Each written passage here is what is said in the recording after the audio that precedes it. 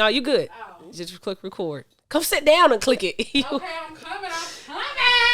Hi, what Lucky say? Coming. I'm coming. Hey. Why are you revisiting me being bullied on TikTok? I'm not revisiting it. Lucky is freaking hilarious. No, she's a fucking asshole. She is freaking hilarious. I love Lucky. She does that more than you all know. She goes and throws shade about me on her social media. That's my girl. Why is it that when you become, I guess, the gay one out the family, why are you always the butt of the jokes? Because Tamia and Tamisha, when they go on vacations, right, they always like get us souvenirs. And they always come back with gay shit for me. Oh. So Tamia, she had bought me a shot glass, and it was the rainbow pride shit on it. Tamisha got me some shit that was like a key tag, and it's like gay sister something. You don't like that, friend? It's funny. They do it because they're trying to be funny. Right. But sometimes, I would like to just be Tamaya and not be gay as hell. Okay. Tell him. She would like to be Tamaya. And I guess, but it's okay, though. She dedicated that song to you this week on TikTok. That's love. No, it's not love. It is. She was having a great time, but hey. How y'all doing? Oh, hi. All right. How y'all doing? You know what's crazy? What? I be quoting TikToks all the time, and it's so freaking hilarious to me. You know that TikTok? What TikTok? Hi. How y'all doing? You don't know that TikTok? I feel like... Oh my God. Maybe. Okay. I think you be seeing grandma stuff in your TikTok. I don't. Oh my God. You're so We lame. don't be seeing the same stuff on our For You page. Did you put your phone on Do Not Disturb? Yeah, I did. Okay. Yeah, I did. You 100%? No, I did. Okay. I did my job. Okay. Hey, everybody. If you're on YouTube, thank you for watching. Make sure you like, comment, and hit that. Like, comment, subscribe, and hit that bell. Bing. And if you are tuned in on your favorite streaming platform, thank you for tuning in. Period. Hey, man, if you on Apple Podcasts, Spotify, whatever, I know there's like a feature where you can leave us a review, give us some stars, a rating. Do that shit. That stuff matters. So if you on Apple Podcasts and you haven't gave us a rating, a star rating, do it for us, please. Thank you. You know what I was thinking? What? We should do a giveaway. A giveaway? A giveaway. We're going to talk details. Okay. We're going to talk details. I mean, we did hit the 400. We hit 400. I said, get us to 3. Yeah. And we hit 4. I actually have the clip. I was going to post today of you saying that. Yeah, that's crazy. Yeah. Thank you for following us on Instagram. Period. We actually hit over 100 followers on TikTok, too. Okay, period. So that's 2 milestones we've reached. Y'all doing y'all shit. Yeah, thank you for supporting. Now, tune into the podcast. Don't just sit there and watch the clips, the funny stuff we post. Right. Watch us here, too. Right. You feel me? Get into it. Yes, sir. Get in tune, stupid. Hey, that's how I go. Hey, that's how I don't like how women talk today. Why? Y'all be pissing me off with the new slang, all the fucking phrases, the catchphrases y'all be having. That's a DJ. That's a DJ. Sign on or whatever. You gotta be from New York or something. No, he's from Chicago. I don't know, bro. I think is it DJ V Dub? I don't know DJs for real. All I know is DJ Hot Rod. I think it's a DJ. He used to play on WGCI, and I think it used to say "Get in Tune, Stupid." Oh, okay. Well, I was talking about the whole it's giving. Why you don't like the way we talk? Because you do it too. No, I do it to mock y'all. I don't do it because I actually talk like that now. It's funny though. Because I'm mocking you for a reason. It's funny. But that be females' real live language. Like that's all they know how to speak. Period. With a T. I saw somebody post said it's period with a T. Period. Are you fucking kidding me? And what about it? Y'all gotta grow the fuck up. Real bad. Exactly. Exactly. Real bad. That should be pissing me off. I remember I was talking to a girl one time, getting to know her, right? And she just kept saying, it's giving is not giving what it's supposed to give. Right. And I'm like, bro, what the fuck are you trying to say to me? Because I wasn't in tune with the new slang. This is during COVID. So I wasn't into the city girls and shit yet. Right. Bro, it's not giving what it's supposed to give. It's giving very much. And I'm just like, period. What are you talking about? And then I stopped talking to her goof ass. Period. And all I hear is y'all saying that shit. And I was like, oh. Don't do her like that. She was really giving quality conversation. That's what she was giving. She was giving quality conversation real bad. Are you kidding me? And you was being a hater. And you know what's crazy? What? That's a lie. No, it's not. Yes, it is. Because in the matter of me knowing and talking to that girl for like 1 month, she told me her deepest, darkest secrets. Right. Because I was giving quality conversations, even though I couldn't understand her ass. Please shut up. You mock everybody though. Like you got that real bad for real. Like not even trying to be funny. The impersonations that this girl give right here, it needs an Oscar. Bro. Cause she's sick. Cause y'all don't let her be mad. She really finna mock the shit out you. And it's really finna be a mess. For real. It's funny. I was on the phone with Jazz today and I was mocking Fat Joe because I was watching a Fat Joe interview. Fat Joe? Yeah. Okay, give it to us. What'd he say? He was like this. Fat Joe is black. I'm black. Ooh. When I'm with Mr. Farrakhan, he say, "What up, black man?" When I'm with Al Sharpton, he say, "What up, black man?" So what that's supposed to mean? I'm not supposed to say it, but I'm Somebody, you are sick. You are sick.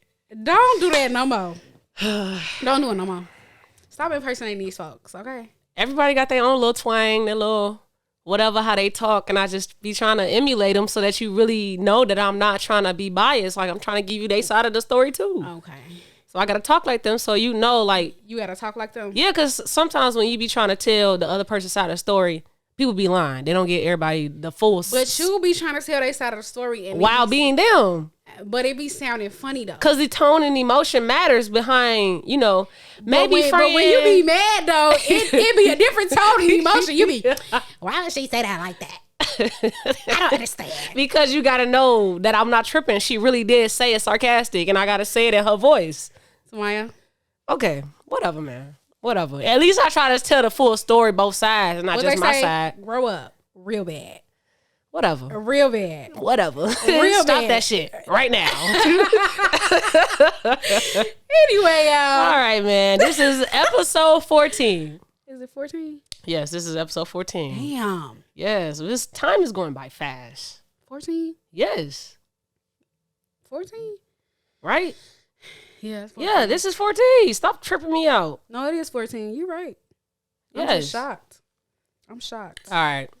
Let me put my phone on low battery mode because you always coming over here with your I got 10%. phone dead. I got it real bad. Here. I'm not gonna lie. God damn. No, friend. You know what? No. Put it behind my back. Man. I stay with a dead phone, y'all. And that's childish. Very childish of you. Why? Because grown people make sure that their phone is charged Ain't enough. nobody calling me. Ain't nobody checking for me. And somebody rip you up off the street from leaving my place, what's going to happen then? You can't call, text, send no SOS. If they rip me off the street, they just gonna have to take me. I don't know what to. I don't know what to do. Yeah, well, I ain't gonna be able to call nobody. I guess so. You my phone gonna be dead. I don't know, y'all. I can't keep my phone charged. I be sleeping right next to my charger, and I can't do it. But anyway, let's get to the pod. Let's hop into it, y'all. Okay, get into it. Do you wanna? We're heading to hot topics. Hot topics. So, girl, your mama. God damn it. So let's get into it, man. Okay, let's get into it. Your boy. That's not my boy. Your boy. Kanye West. And his recent. No, that's not his name. What's his name? His name is Ye. Ye. Put some respect on his name. No. Ye. Absolutely. Come on, Fred. That was good. Okay, I quit. Okay, come on. Yaster, Mr. Ye West. Kanye West. White lives matter, man. Get the fuck out of here. Immediately. White lives matter. Immediately no. White lives don't matter? Go to hell. Immediately. To the door. Okay. You ain't like that? Samaya, that's not acceptable. The issue that I have with Kanye is that he uses his platform sometimes to do dumb shit. Okay. And I don't like it. And people be, oh, well, I wonder what the deeper meaning is. Because, you know, Kanye always be pulling some shit out his ass. Oh, what I really meant was, no, nigga. Mm-hmm. I can't even call his ass a nigga no more. Because he is not a nigga. And Boosie gonna turn this man white on the photo. Yes. He's funny as hell. Yes. But Kanye, I feel like Kanye is one of the people, you know, when you was in class and like a student kept doing some shit, and the more and more you laughed, the more and more you entertained it, they keep doing it, yeah. I feel like that's the type of person Kanye is. The moment we cut him out and stop feeding it attention and stop going off about it, I feel like he not gonna have the motive to do it no more. Mm-hmm. He acts out because he know it's gonna get attention. Yeah. And that's what he needs right now, especially with this whole Gap and Adidas shit he going through. Yeah. He needs attention. So he gonna figure out a way to do that. And like, I ain't gonna lie, he's a genius when it comes to that shit, cool. But this is hurting the community. And that's not okay. To get up on a public platform and do that, is you for real? And you know the white people are just, yes, Kanye. Oh yeah, I've been seeing it the fuck up. I've been seeing comments from white people. Eating it up. Yeah.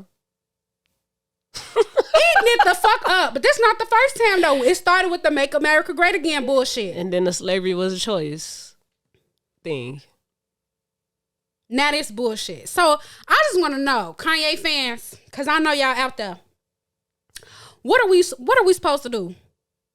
Cause y'all, the Kanye fans be ratting real hard. Yeah, they always got a reason for. Oh, Kanye, he's really smart. He know what he doing. Yeah. Oh, y'all just not like visionaries. That. Y'all don't really know. Y'all not revolutionaries. You can't really see the vision. Right. Yeah. They be really riding ass. Yeah. And Kanye really just keep upsetting me and my homegirls. And I don't know what to do.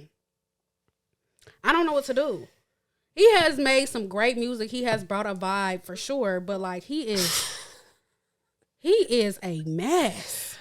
You said he has brought a vibe. He's brought a vibe. Like he made his mark in the industry for sure. Yeah. But like he is really just not giving. Here we go. Not giving at all. Here we go. Yes. So if you're a listener and you don't know what she mean by he gave us a vibe.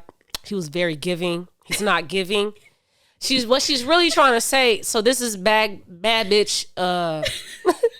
Bad bitch slang. Bad bitch slang, okay? What she's really trying to say is Kanye, he's a legend, right? He gave us great legendary content. Right. Art. Right.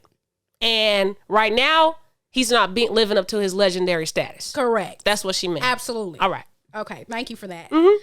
Urban Dictionary. Yeah, you know. Appreciate it. Some people they not with the city girls. They don't know. Appreciate it. Okay. You know what I'm saying? Okay, cool. So, I mean, like, he already went from giving us trash bags as outfits. Uh-huh. I am not a Yeezy fan. Yeah. As far as the clothes are concerned. Yeah. They look terrible. Okay. It's giving homeless. You don't think homeless people look good? That's what you're trying to say? Homeless people don't look good? Homeless people look good when they finally get themselves together and they look up to par.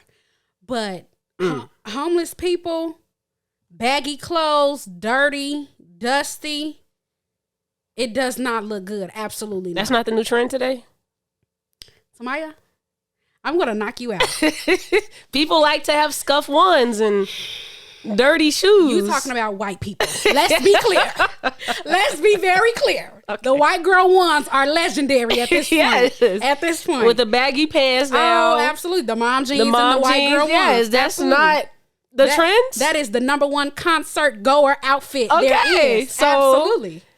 What's up? Samaya, it's not cute. Okay. And this White Lives Matter stuff on the runway. Yeah. It's not cute either. I want to know. I'm not going to lie. I want to know why he did it. I mean, he hasn't said anything. All he's doing right now is ridiculing people that have said things about why he could be doing this. So I didn't I didn't save one of the New York journalists I saw that said something about him. I didn't save her. What is it called? Hypothesis. What is it called? Hypothesis. Okay. I didn't read her shit. I mean, I read it, but I didn't save it so that I could talk about it. But she was trying to she say, was trying like, to just like, okay, what he was trying to say. What he trying to do. Right. But she also is saying like, it's still not. It's not giving. It's not giving. Right. So, but I did read like the creative director of Supreme, the brand Supreme. You know, that's okay. So he basically, because Kanye did make a post and reference Virgil in the post and said basically somebody at whatever line that Virgil is a part of killed him. Not like physically killed him. He just said killed him. Like whatever that meant to Kanye. He said he killed him. And so the creative director responded and said, I got to draw the line that you use in Virgil's death. In your Ye is the victim campaign in front. You're a psychopathic peanut algorithm gallery. Goddamn. Nigga, use nigga words. Goddamn. Okay. That's why we say what we said. Your best friend, Virgil, Negro, please. This time last year, you said Virgil's designs are a disgrace to the black community in front of all your employees at Yeezy. Ask Lucette Holland. I got all the receipts. Don't let me get into the things you said about Virgil after his death. Yay, tell the people why you didn't get invited to Virgil's actual funeral, the one before the public one at the museum. You knew Virgil had terminal cancer and you wrote on him in group chats at Yeezy interviews. You are so broken. Keep Virgil's name out your mouth. Keep the New York journalist I was talking about name out your mouth. You're not a victim. You're just an insecure narcissist that's dying for validation from the fashion world. Take care. At least we'll always have Uganda. I don't know what that means, the Uganda part, but everything else, I got it. I love to hear and see the behind the scenes that happens with celebrities because all we get are the headlines and we pretty much draw to want to be on the side of our favorite. So if you're a Kanye stan, you're always going to believe whatever Kanye says, and whatever other people say is, oh no, that's not true. Right. Kanye's right. And so when people do come out and say like, hey, I'm right here, I know you in real life, this is what you have done, shut the fuck up. Right. I fuck with seeing stuff like that because that's the real world stuff where I can go Facebook and talk shit about Lizzie, but Lizzie know that what I'm saying is kind of not true. Right. But people gonna choose Lizzie or my side or the right side based off of their favorite. And I think like sometimes people like disconnect themselves when it's now a celebrity, somebody they don't know, and they forget that all of this is still human activity. Right. Kanye could very much still be on a psycho rampant, or he could not be on a psycho rampant and he's using you all. Right. To get his campaigns and shit off. To get y'all to fucking buy in on his stuff. Because one thing is white people gonna do is want to buy that White Lives Matter shirt from Kanye because it hit different if I buy it from a black man instead of buying it from somebody that's white. Right. Because then it just shows that I'm probably racist or something. But if I buy it from Kanye, I'm supporting a black business and I'm supporting this message because I believe in that message. If a black man says it, then yes. I'm just devastated. Yeah. I'm not, but I get you. No, I'm not devastated about Kanye. I'm just devastated at the fact that why would you make that? Yeah. Why would you make that? Art. And he could go to hell. Art. I'm just stuff like this makes my blood boil because like progress. It just makes my blood boil. And I don't know what to do. Because there's nothing I can do. Yeah. Somebody that big will use their platform to do that. Yeah. It's just it's sad. But I think Kanye be doing a lot of shiesty shit behind closed doors that we don't get the chance to see. But literally, Kanye was with a white woman. And like, he's still suffering.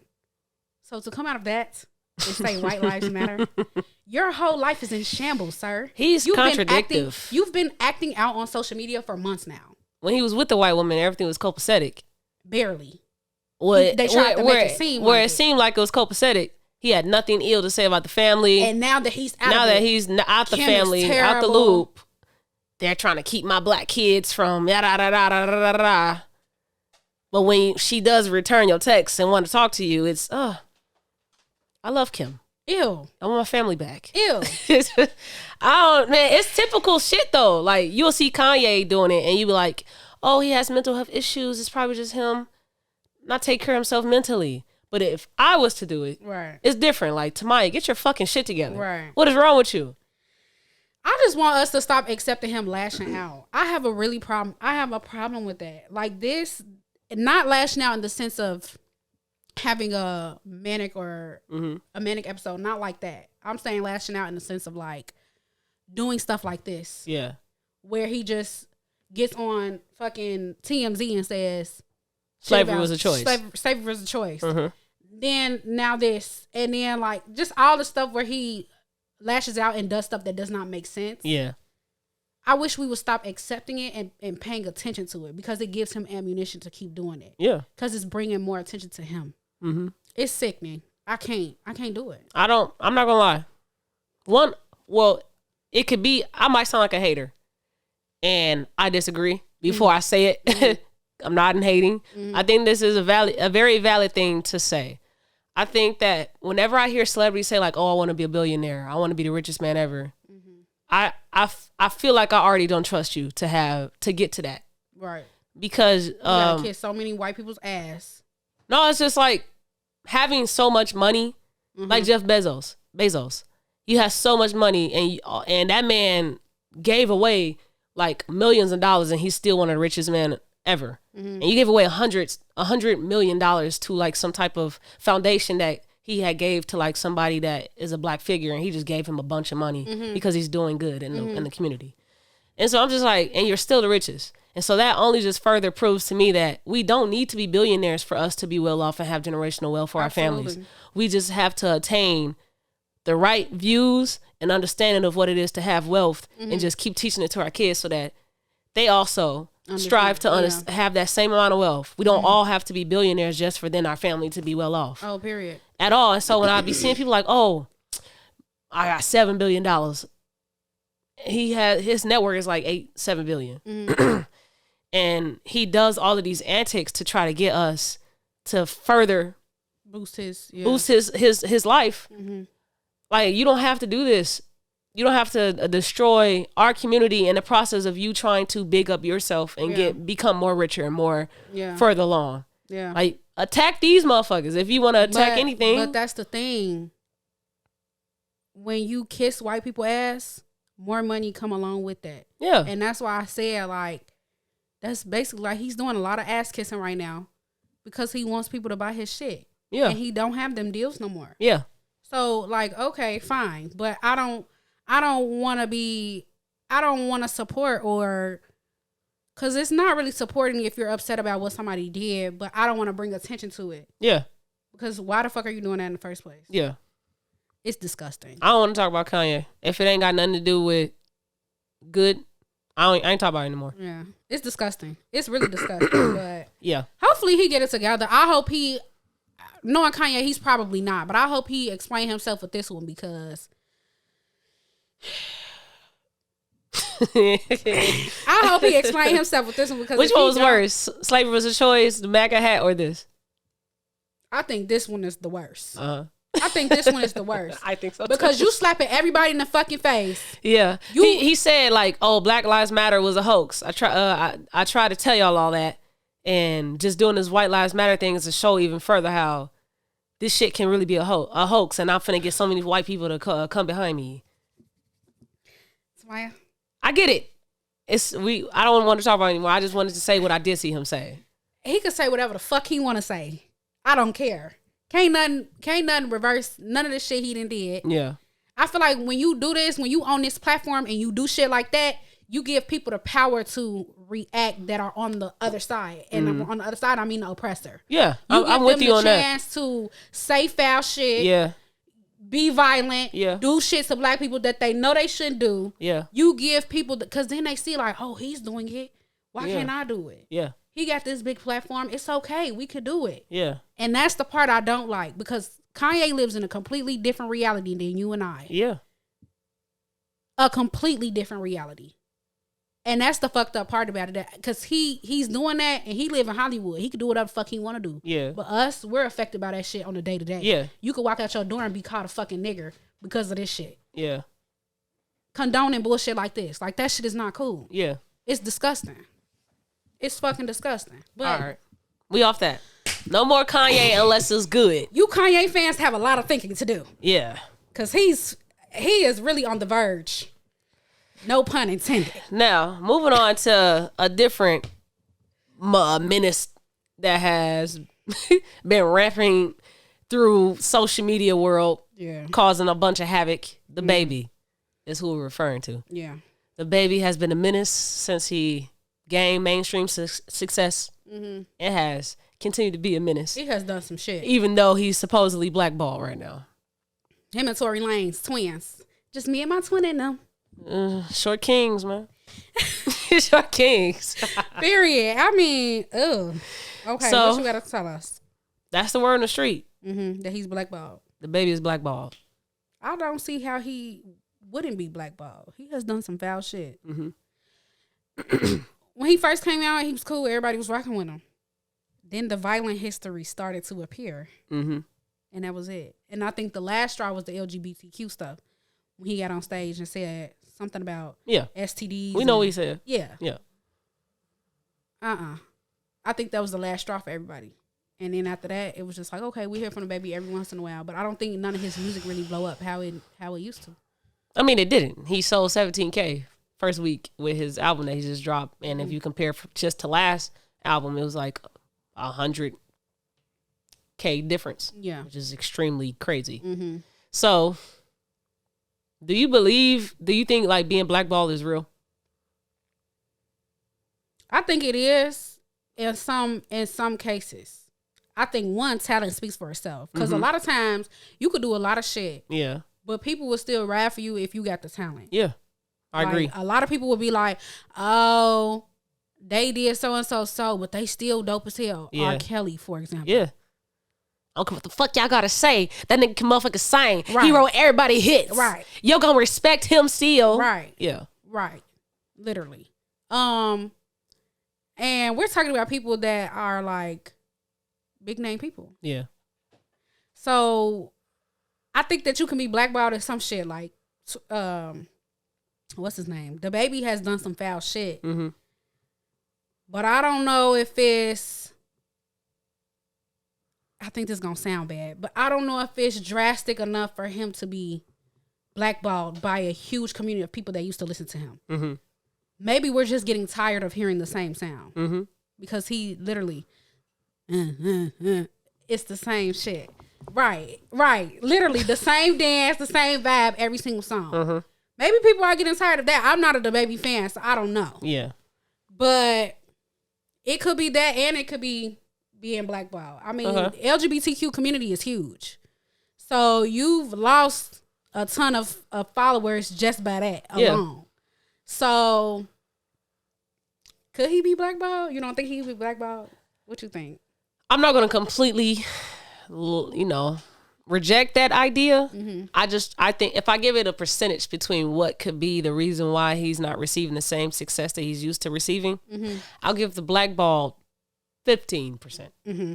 And I'll give everything else the other reason why. Because I said this, I used Meg and DaBaby as an example when I was talking about music one time with a couple of people, and I was saying how like the music industry today is more so quantity over quality. Mm-hmm. Streaming game, you trying to play into the streaming game, so you just keep dropping. Right. But doing that, you're oversaturating your sound. Mm-hmm. And so if I heard an album from you today and you give me another album of 12, 20 songs a month from now, I'm going to get tired of your sound faster than how music used to be, where you drop a single and you work that single for some months. Mm-hmm. Like what Diddy doing right now, people don't understand what he doing.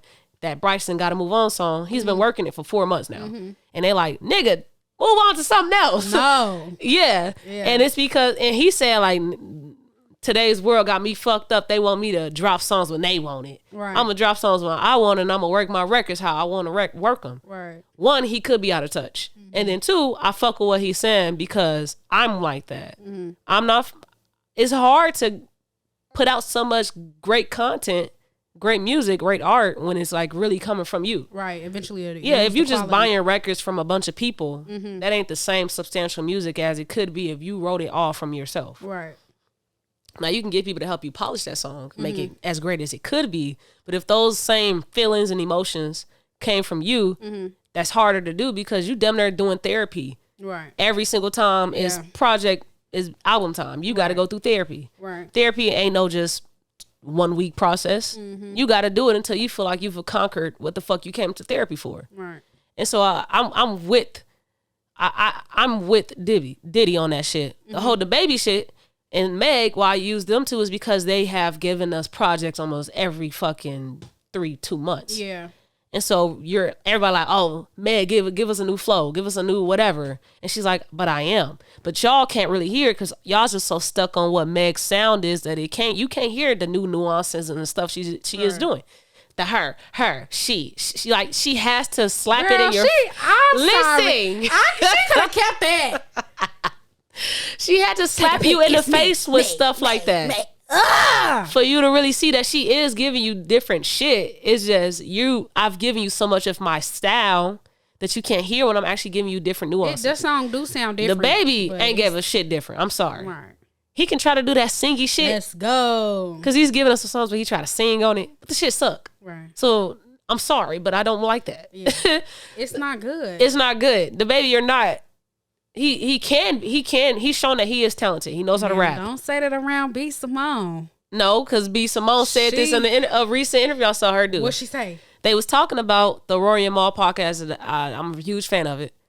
They had B. Simone and her co-host recently. Megan A. Brooks. Yes. And so they talked about the baby like for 5 minutes maybe. And they talked about the recent album he put out and how it didn't receive it's not receiving good reception.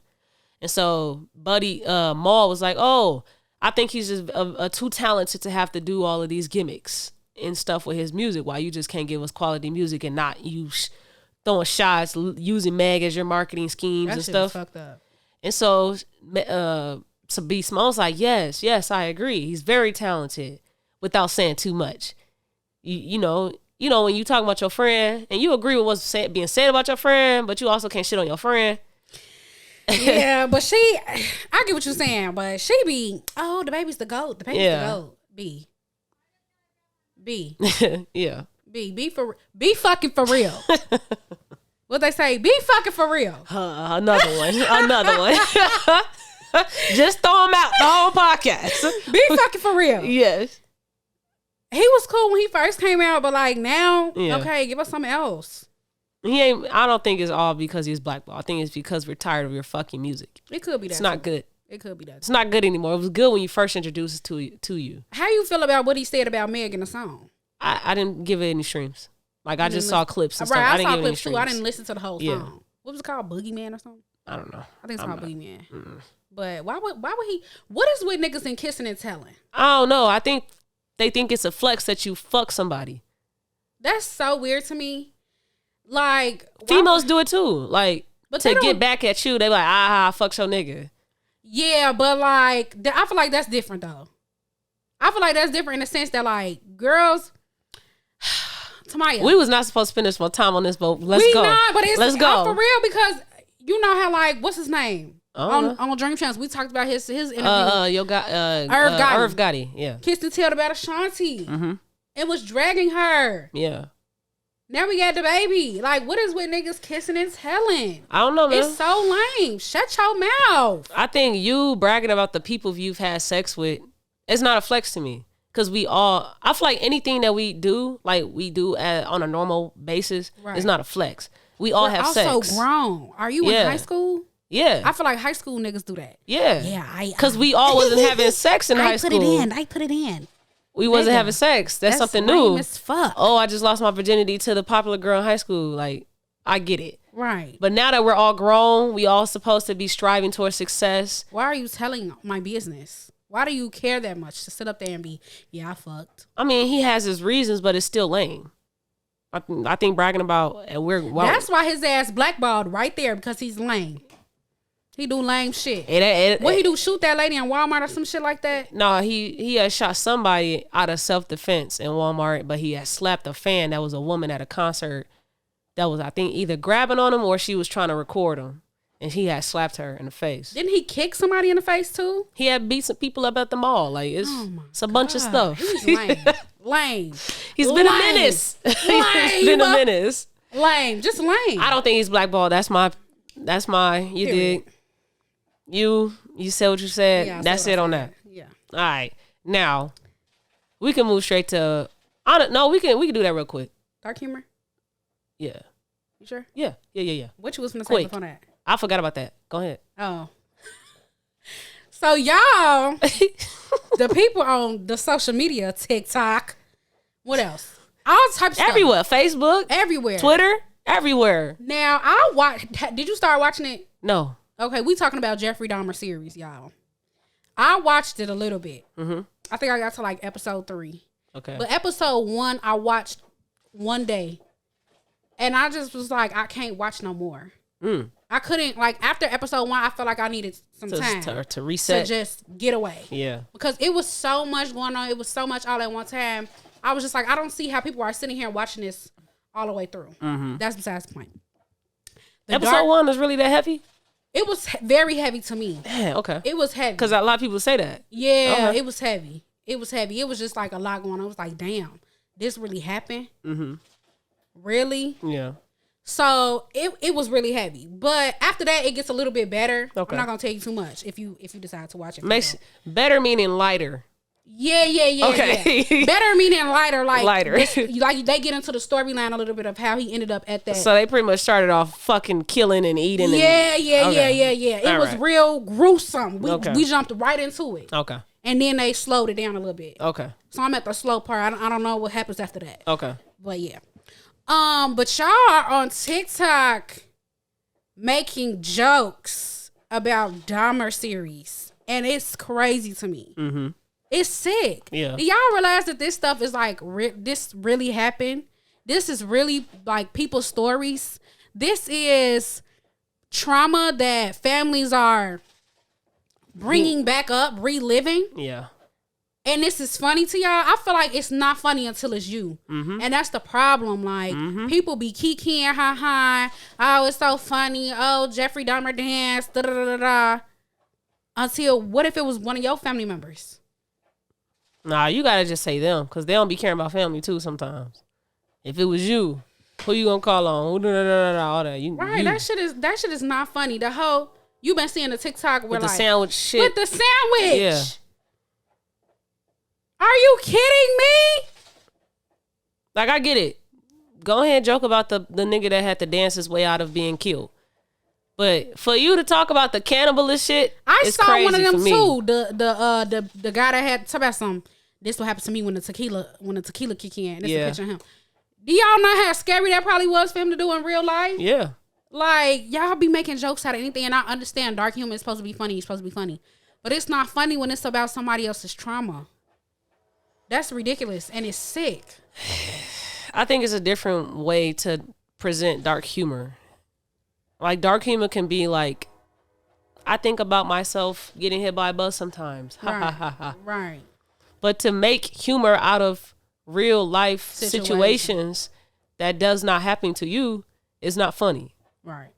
I think I just recently said this to Jazz. I was like, I hate when people use dark humor as an excuse. I think the best humor is really when you're talking about your own life, yourself. Right. I think that's why Kevin Hart was so successful at first, because he was talking about his kids, his wife. I don't think dark humor is supposed to be intended to be about other people. Yeah. It's supposed to be about yourself. Yeah. Because when you laugh at somebody else's pain, it's not funny anymore. Yeah. You don't sit up there and say, ha ha, that's why you're depressed. Yeah, that's why you get up there and you slap people on stages. Right. Yeah. Literally. Yes. That's not fucking funny. Yeah. So like, I don't understand what people's sick mentality is with this and why they're obsessed with getting on TikTok. Mm-hmm. I get TikTok's supposed to be funny. It's supposed to be a good kiki moment. Yeah. That's not funny. It's not funny at all. It's actually I don't makes find my none of that stomach shit turn. funny. It makes my stomach turn. So if you are condoning this or making the videos, liking the post, sharing it in the comments, aha, good one, bruh. You're disgusting. Yeah. You're sick, and I'm sorry that you're disgusting. And your mama, no, I'm not going to say that. I'm not going to say that. I'm not going to say that. You got it off. I'm not going to say that. You got it off. I'm not going to be mean, but don't do that. Okay. Okay. Now, a quick update on the student loan forgiveness. Period. They bogus as hell. It's a little halt, a little hiccup in the process right now. Wanted to let anybody know that probably are not in tune with the news. There are a couple states that are trying to sue the Biden administration. Hold on, I didn't know all this. Wait. Well, okay. There's a couple of states that are trying to sue the Biden administration for his wanting to do the forgiveness. Mm-hmm. So they're basically trying to say he's over exercising his executive decision, his powers.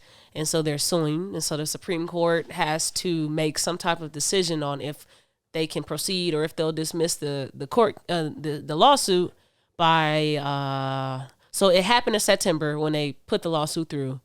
And I think they have until like some type of weeks in October to the judge to decide on if this can proceed or not. And if it proceeds, then it could halt the forgiveness timeline. So, you know, what I heard something else too, that if your loans are private, they not forgiving them. Yeah. So like if you got it from like a private, like a bank or some other entity outside of like, what is it? Not Sally Mae. What is the formal? Like an educational loan. Yeah. Then they're not forgiving it. Yeah, that's part of the lawsuit. Which is crazy because some people literally can't get student loans through like educational. But I can't say that I wasn't too upset about because I understood the logic behind it. The logic behind wanting to halt it because you got a loan that wasn't from us, the government. I get it. All right, let's fight for y'all not to be able to get that forgiven and take that from the taxpayers' dollars. Great, cool. But the ones that is about, you just feel like he's over exercising his powers and the taxpayers are going to have to pay back for the people that can't pay their loans that they chose to get. Like that's you're a dickhead. Right. Shut the fuck up. Because we just gave Ukraine billions of dollars. Right. We got to pay that back. And I just don't understand where the U.S. be getting this money from to give. Because it's fake. It literally, it's coming down to that. Because how are we always broke? We always in debt, but we always get We've never not been in debt. We've always been in debt. We've always been in debt. I've been in debt. I'm in debt with credit card companies right now. But like, eventually you'll come out of that, right? I have to get out of it. The U.S. Unless I die. The U.S. has never, ever. And we're still one of the most powerful countries in the world. And we still be giving. And you still give. I'm so confused how this shit works. I don't understand. Because it's fake. It's not real. So when a person like Kanye want to keep being a fucking billionaire for no reason. I want to be a billionaire. So you're chasing fake white supremacy. That's crazy. It's crazy, but that's a different conversation. But the just want to give y'all that update. There could possibly be a halt to our promised land. How did you feel about the amount they were giving? Did you feel like it was enough? I feel like it was a decent amount. What was it? 10 million and up to 20. 10,000. 10,000. I'm so sorry. You said 10 million. I would love that. Boy, would we be living good. Man. They probably got it too. Right. 10,000 up to 20,000. If you could get up to 20,000 if you got Pell Grants. Yes, if you have Pell Grants. I think all of us pretty much have. If you're black, you probably the stats said that 20 million people will have their loans completely canceled. And the forgiveness affects 43 million. So now what if you've already started making payments? You don't get that money back? Maybe not. I don't know that too. I don't know too much of that. They ain't got nothing to do with me because I ain't make no payments. I ain't made no payments. Don't come for us, but no, as soon as I came out of school, we just graduated. COVID. It's been on the pause for 2 years. Yeah, that's what it is. And I still would have made my payments, but I would have chose to do, a little bit less instead of the max that Right. It's COVID. We not running from them, y'all. It's COVID. It's but COVID. That's gonna help me extremely. But they paused the interest too, right? Yeah, the interest and the payments is paused until. Yeah. Could it get any louder? Sorry if you all hear this train. You know, Indiana like is the crossroads of America. I'm sorry. Damn. Okay. But yeah, just that quick update on that. We finna move past that. Period. All right, boom. Get into Music. it. Music. Go ahead. Did you check out I did. Bella? Better things. Oh. Okay, yeah. Better things? Yeah. Better Things by Sierra featuring Summer Walker. Mm-hmm. I had you watch the video. I did. And I had you listen to the song. Uh-huh. I'm guessing Sierra is prepping for a project drop. Oh, you think so? Because she's giving us like 2 singles. Mm-hmm. Jump. That things. was, I feel like it was one more before this. Before Jump. She gave us some singles. Yeah. Mm-hmm. So I feel like, prepping for typically you're prepping for a project. Okay. So what you think about this Better Things song? I don't like it. You don't like it? Mm-mm. Me too. Yeah.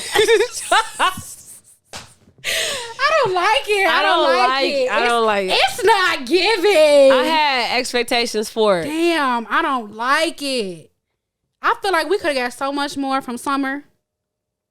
And Sierra, I'm sorry. I think Sierra got it on the dancing, but I think it's time for Sierra to stop the singing. Yeah. I think it's I ain't gonna say stop. I'm gonna say study. Oh, okay, I like that, friend. Study. Yeah. Study. Get with the times.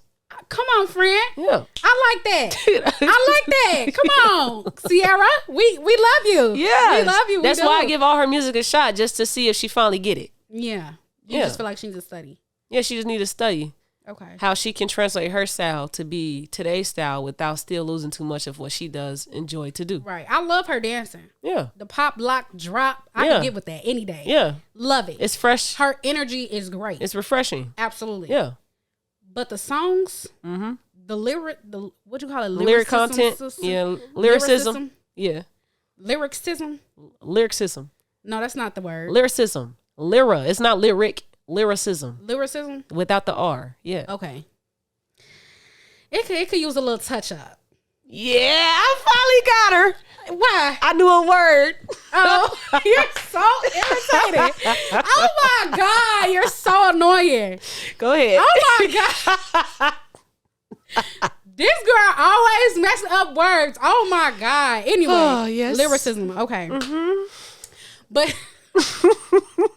But yeah, I'm not really digging it. Now the video was cool. I like how they showed Summer pregnant and the twins, Nene twins pregnant, because you don't see a lot of that in the videos. But that was really cute, and it was okay. I don't really like the song though. I think that was our review. She just got to get with the times, study a little bit more. I don't really like the song. I'm not looking forward to this project. Nope. Not the whole. Nope. Not the project as a collective. Nope. I'm gonna still listen to it, check it out. Okay. But I don't think she got it yet. I don't think she's done enough studies to try to give us a relatable with the times project right now. Okay. It's just it might sound too outdated. Too outdated. I feel that. Sierra has a very outdated style though.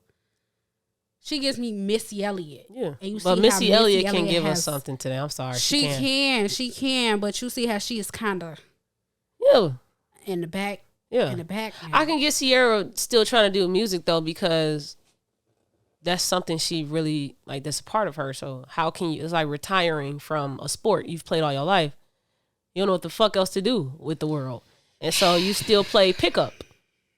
So she still just puts out music, but she puts out the music she wants to put out. Okay, that's fine. I get it. That's but fine. we still consuming your art, and we don't think expect that to do numbers. Yeah. I mean, I've never seen her have that conversation. Okay. So she's just doing what she love to do. Got it. And we still gonna review it. Period. And now, moving on to that EP that I had you check out. Okay. So I had Lizzie check out this EP called Adultsville by Bella. Bella is a UK R&B artist. What did you think of it? No? I didn't like it. I didn't like it, friend. I think me and Tamaya's style, I think this is where we differ on R&B. Maybe somebody else would like it, but I don't like. Are you kidding me? I don't think you like today's new R&B. It might be that. I don't like storytelling. What? I don't like storytelling. I don't like it at all. So, but you like Usher. Usher gave us nothing but stories. But he's, in a way, he just sings it very soulfully. Like, it make you want to bop your head. This don't make me want to bop my head. This make me want to cry. It make me want to ball up. And it make me want to just turn around and die. Life is not always about beatboxing until you're fucking trauma. But you wanna be the one with, start a new relationship, bro. He's talking about fucking starting over. I know, but to me it just sounds better. She sounds very sad. And I just can't do it. Remember we had this same conversation about Tink. I love Tink's music. I get it. I get that. But it's just very sad sometimes. I don't want to be sad all the time. You know the reason why I recommended it to you to check out is because it's about adulting. Yeah. So I thought maybe you could emotionally connect with the songs and you wouldn't to one song. Find what song? Stuck. Okay. Yeah. Okay. That's not the one because I originally wanted to just talk about one song off of it. What song? Because it had to do with adulting, and we talked about adulting last episode. Yeah. But we didn't talk about it, so I just said, all right, well, I'm gonna just have the first song on there, isn't it? No. Well, maybe. It's called. Dang, I didn't put it in here. Always Something. Oh no. Oh, I remember that one though. Yeah. That one was very memorable because I was like, okay. She was talking about how the auntie. Yeah. Was saying, oh, you need to get married, or when you gonna get married, or when I was at my age, always pressuring you to do stuff at a certain grow up too age. fast. Yeah. I fucked with it in the sense of like it was real life, it was relatable. Hell yeah, it was relatable. Yeah. I give you that. It's just not. It's sonically. Yeah, I'm not sitting there like, oh yeah, let me turn this on. I want to hear this. That's crazy because when I'm cleaning up my room, I want to be able to turn on some shit and be like, oh yeah, this a bop. Obviously, you're not supposed to turn it on. Well, that's the type of music I like, though, Tamaya. You like clean up music all the time? Sunday, mama turned on the music to get up and clean up music all the time? Absolutely. Oh, my gosh. I can't share nothing today with you then because I be in my feels. Are you kidding me? Yes. So you'll go in your room and turn that on? Yes. And just sit there? And what you doing, sitting there crying? You sad? No. I love it because it's currently what I'm going through and music is my escape. Okay. I feel like some people don't like therapy or counseling. Mm-hmm. And they go to something else that relates to them instead of wanting to go tell somebody about your issues or talk about it. You feel like I can only keep it to myself. And so their way of doing it is Drake is spitting that shit. He going through what I'm going through. Let me go listen. I'm finna listen to Drake album every fucking time I can throughout the day to help me get through the day. The reason I can't do that is because it will constantly remind me of what I'm going through. And for me, I'm already going through enough shit. Mm-hmm. I would like my music to be uplifting just a tad. Okay, I get that.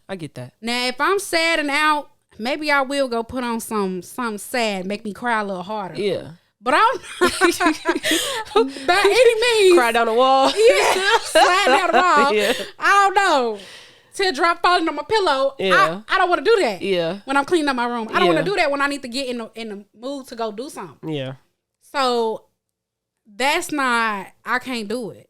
I mean, it's definitely relatable. I would still say check it out. I would still say check it out. Check out Bella Adults View. Mm-hmm. It's pretty much a R&B EP about adulting in today's world. Yeah, coming from the black experience type of shit. It's very relatable. Yes, very relatable. Yes, I also had another one, but I didn't think you was gonna rock with that one at all. What is it? It's the same thing. She was just pretty much talking about. Oh, it was another song. It's another EP I found off TikTok. Oh, okay. I didn't find out off TikTok. I found that through just searching music. But I found another one off TikTok, and I checked out her EP, and she was pretty much saying the same, like adulting. Mm-hmm. But I think she's lesbian, and so she grew up in a church home, and so she had a song about like, God says to live this way, but I feel more of myself living this way, but I'm still living with God. Like, will you still accept me? And I just thought, like, I've never heard a song like this. Yeah. But yeah, check out Bella, BELLAH, Adults View, and let us know, what you think of it. Period. All right, boom. So, now, which one are you getting into now? Mental health. Okay. We gotta give y'all some mental health. I feel like we've been talking so much about other shit, and we give our mental health sector not enough love. Oh my God. God damn. Sorry, I was going to the clip. What? Oh my God. God damn. I'm sorry. I was going to the clip. Oh my God. Okay. It's coming. All right. I'm sorry. Okay. You know, we've been clipping y'all out on the episodes, but this one particularly has, meaning. Mm-hmm. So, backstory with the clip. It's a clip off TikTok that I saw with DMX. Rest in peace. West up. DMX and his son, they were conversing, I guess, in some type of reality TV show about DMX's son choosing to not accept his father's life choices. Yeah. What? I just really have a burning sensation to do this right now. Do it. Stop. Drop. Shut him down. Open up shop. Whoa. No. That's a Rough Riders road. Okay. Go ahead. I really hope that wasn't screaming in y'all ear. My apologies. That's DMX. She was on some light skin shit. Are you kidding me? That's DMX. Anyway, okay. Back to the clip. I have to get that out. Okay. Please. Go ahead. Play the clip, please. Oh, play the clip. Okay. Wait. Okay, but you gonna attach it. Okay. Been a great father to you. I smoked weed before you was born. I drank before you was born. Till I before you was born. Love is really unconditional. I will never put a condition on our love or our relationship. Never. Ever. And I guess until you get to that place, we won't have a relationship. It's sad that my son wants nothing from me. And I have so much to offer. I guess. I still love you. I love you too. But that doesn't fly. It's not gonna fly. It's not gonna fly. It's okay. Well, I guess I see you at my funeral then.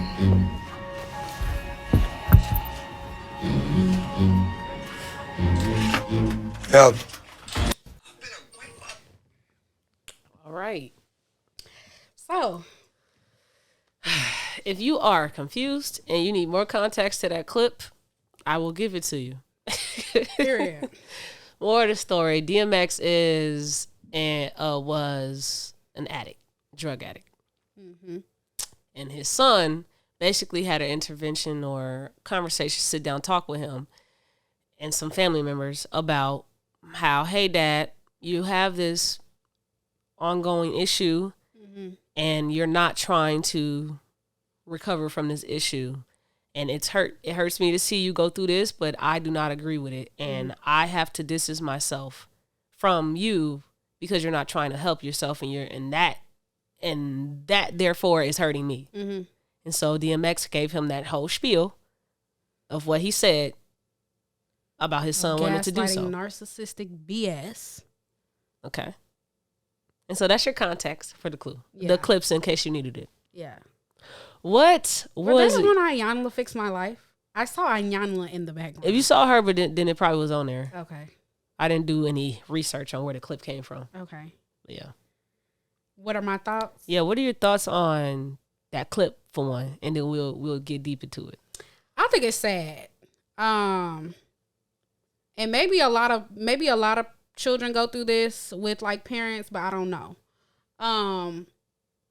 When you're a child and you're trying to want better for your family, it's hard it's hard and it hurts when your family doesn't see why you care for them to get better. Mm-hmm. I also feel like if we're gonna play devil's advocate, Yeah. maybe DMX feels like it's hard for him, or it was hard for him to overcome addiction. Yeah. And it's probably really hard, especially when your circle is not doing well either. Yeah. I don't know much about DMX's circle, but I'm sure somebody was what do you call it? Enabling, his addiction. Mm-hmm. Somebody was there to provide it. People were there to encourage him to do it, whatever, or he wouldn't have been doing it. And so I think it's really sad when a child is begging for a relationship, asking a parent to be a parent, and you can't even do that. And all you have to say is, I'll see you at my funeral. I'll see you at my funeral. If you can't love me unconditionally, then I'll see you at my funeral. That's some fucked up shit to say. Yeah. To your child. Yeah. Let alone pull the unconditional love bullshit on me. Yeah. Nigga, I ain't saying I want to love you while you had an addiction. Yeah. I didn't ask for that. Yeah. A child never asks for that. Yeah. Nobody asked for that. You chose that lifestyle. And I'm telling you, it's hurting me. But I'll play devil's advocate with what you just said. People say addiction is not a choice.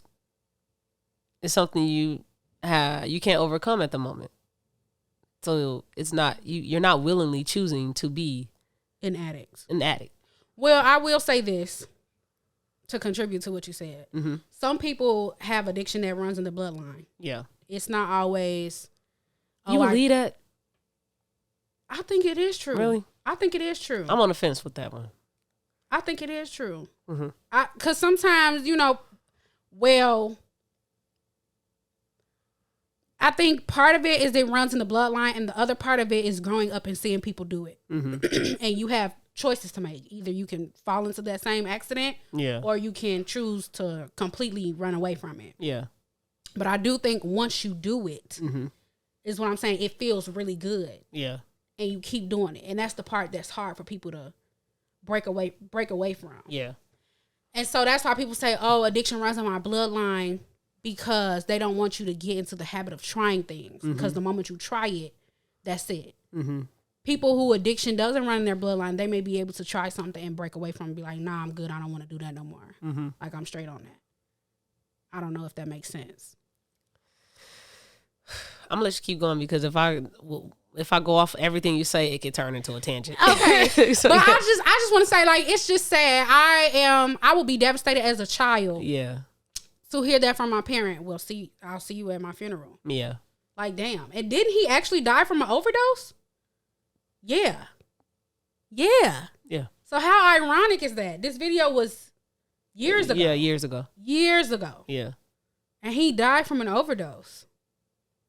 So you never learned your lesson. You never, and I think that's a part of drug addiction, is that your brain, your cognitive thinking is just off.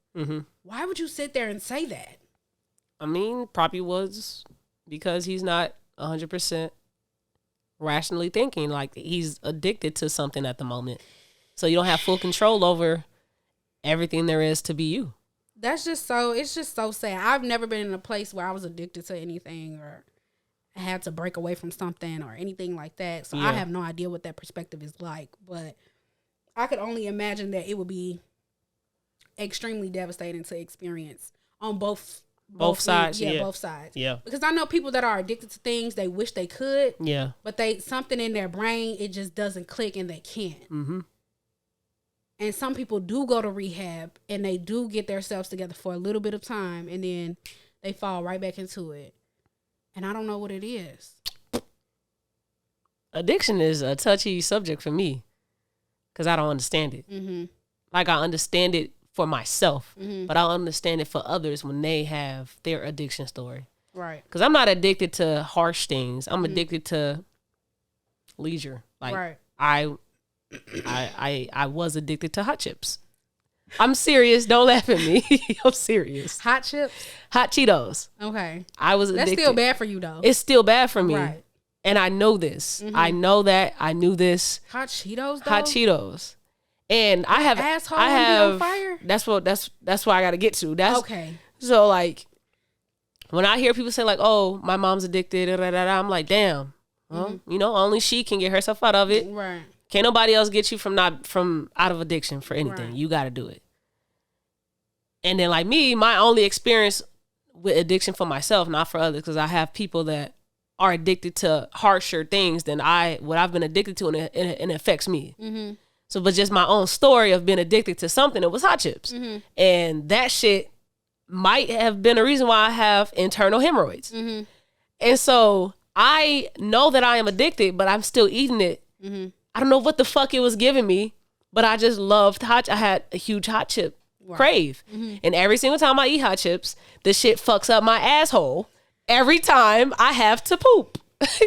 Sorry, viewers, listeners, but this is This is my personal story to get this perspective off. Right. And so, like me, I am literally damaging myself to get this crave off. Mm-hmm. Imagine hot ass steam coming out your asshole. Right. I had to get an what is it, colonoscopy? Pants on the ground. Colonoscopy, yeah. I had to get that done at the age of fucking 22. Yeah. Because of hot chips, damn near, they don't know that. Right. But I know that I'm not intaking enough fiber and water. Right. And I'm eating hot chips and other shit. You in the toilet grabbing the walls. Bro. Pants on the ground. Holding your stomach. It hurt. And then the stool is hard. Ugh. Little. So it hurts to come through. So you're constipated. It's scratching the inside of my butthole. Okay, this is getting a little too graphic. Okay. I'm done. Okay. I'm done. Okay. But you really gotta know, like, you could be addicted to the simplest of things and you have to see your way out of it. Yeah. I don't remember the last time I had hot chips. Right. Probably maybe a year ago. Right. But that is big for me. Right. But I knew that my situation wasn't extreme as drugs, right. alcohol, but I still chose to eat hot chips because I like that more than, I cared about that more than the pain I was experiencing when pooping. Mm-hmm. All right, boom, great. No longer eating hot chips. It was easy. Have self-control. Mm-hmm. That's how I feel about addiction. Mm-hmm. Just have self-control. You choose it and it'll be done. Mm-hmm.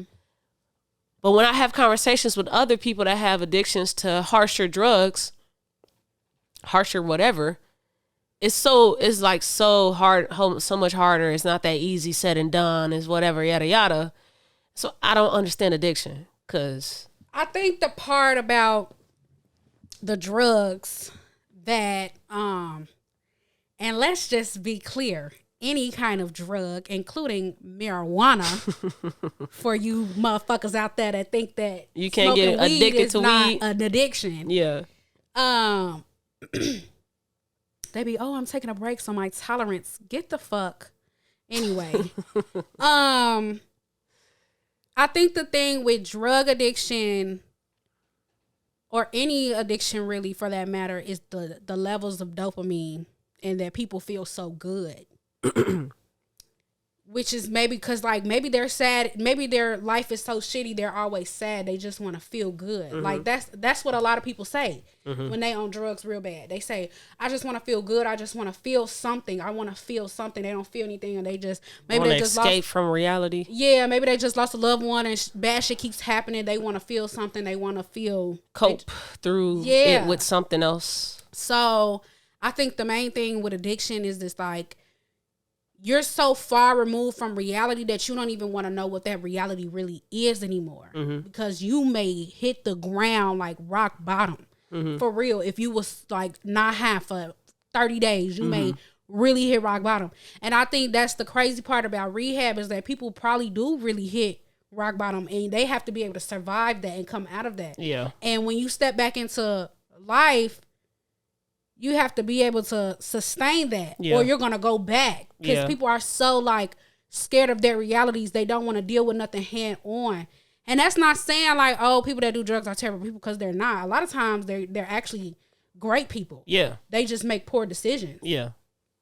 And so I think that's the thing with drugs, that just like with the hot chip scenario, you could be like, okay, this is really not good for my health. But you were in your sane mind. With drugs, it's like they really not in their same mind and they want to feel something. Mm-hmm. You want it to feel better. They want to feel better too, but in order to do that, they have to consume that stuff. Yeah. Yeah. And so that's the fucked up part about it. Yeah, but I also that's why I try to always like not even talk about addiction. Mm-hmm. Cause I still have that very black and white view on it. Mm-hmm. You just have to have self-control. Right. Cause at the end of the day, people hit rock bottom a lot when they're addicted to stuff. Yeah. It take money to live that lifestyle. Hell yeah. That shit is expensive. The alcohol, them fifths. It's expensive. It's very expensive. Weed is expensive. People will do anything and weed go by way quicker than alcohol. You could try to, sip a couple, do enough just to get drunk and then save the bottle for the rest of the week. Right. But weed, that shit, you go through that quick. A day. Yeah. So like cigarettes, all of that shit. Not cigarettes. Yeah. So I'm just like, when you have those harsh addictions, it affects every part of your life. If you broke, how you gonna get it off? So then you're gonna start stealing, or you're gonna do whatever to get that addiction off. Mm-hmm. And so it's like you have so many things in your face telling you, hey, get better. You don't even need people to tell you. Because I feel like people, I feel like I've been there, done that with trying to get somebody off an addiction. It don't work. But when they ass broke or when they ass need something, that's when they have a little bit of rationale. And that's when I finally can say some stuff to them that makes sense. And so I feel like people have to hit rock bottom first. Right. But that rock bottom gotta stand. It gotta be long standing for a little bit. Not no quick, oh, damn, I'm broke as shit. Hey, tomorrow you got $20 so I get this filth real quick. I get paid on Thursday. It need to be like, damn, I'm broke as shit. And I lost my job. I ain't getting paid ever. Right. So I need to do something. I need to do something. Right. And so it might click in you like, fuck, capitalism fucking me up right now. I need to lock the fuck in. Right. But I don't know. That's why I try to stay away from this. I could bring somebody on here topic. to talk about it. I can too. Yeah. I wanted to. Somebody that has survived it. Somebody who's been on both perspectives of it. Okay. I think we could do that. Yeah. And we could add some more layers to it. What is it? We could ask some people that haven't survived it and currently are going through it and get their perspective of why they can't see a way out. Is there a drug awareness month or alcohol awareness For sure. I'm pretty sure there is. We should do it.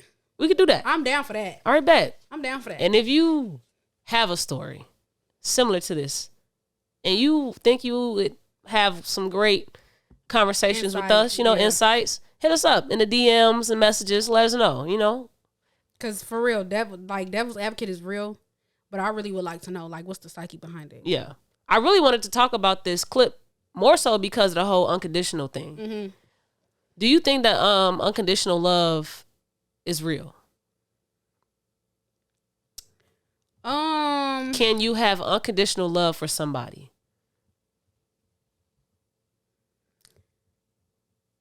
I would say yes, but then the loves become conditional when shit like this happens. Because I don't like you in that condition anymore. And so it's not that I don't love you, but I have to remove myself. And so I think at that very moment, if DMX had said, yeah, I'm aware that I have a problem and I want to change, I think his son probably would have rolled that way with him until the very end if he could. But DMX didn't say that. He said, fuck you. Fuck it. I'm going to do what I want. Yeah. I don't give a damn what you got to say. Yeah. Basically. Then okay, at that point, I still love you. But I got to move back. I feel like unconditional love is real. I feel like it's a real thing, but the people that you are loving make it hard for you to stay around the way you want to. Yeah. If they don't want the help. Yeah. It depends on what condition it is the issue. Depends on what condition it is. Unconditional love means without conditions. Absolutely. So is there But if real? you kill somebody, I can't be around you, period. So are you saying unconditional love is not long lasting? It can't be long lasting? No, I'm saying it can be long lasting, but I'm saying it depends on what it is we talking about. That's what I'm saying. Like, say you have unconditional love for me, but then I kill somebody.